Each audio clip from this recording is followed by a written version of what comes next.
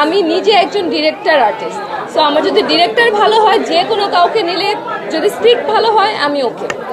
নায়ক আমি অবশ্যই চাবো আমাদের সাকিব ভাইয়ের সাথে কাজ করতে, বা সিয়াম আছে সিয়ামের সাথে কাজ করতে।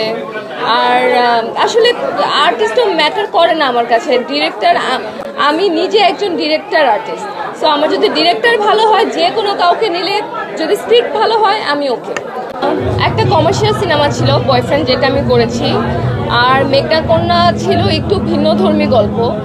এখন আমি চেষ্টা করব, আসলে এটা আমি এখন বলতে পারছি না যে আমি একদম অফ ট্র্যাকের গল্প করব না একদম আমি কমার্শিয়াল গল্প করব, যেটা আমার কাছে স্ক্রিপ্টে ভালো লাগে। বাট স্ক্রিপ্টটা খুব ভালো থাকতে হবে। গল্প সিনেমা নিয়ে অবশ্যই ভাবছি। আমার আসলে বড় পর্দায় কাজ করার ইচ্ছা আছে।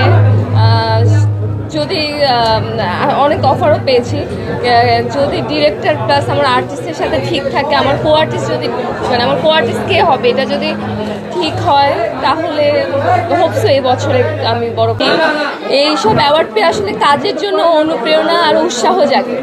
আমি যাতে আরও ভালো ভালো কাজ করে আপনাদের উপহার দিতে পারি, এটাই আমি চাই।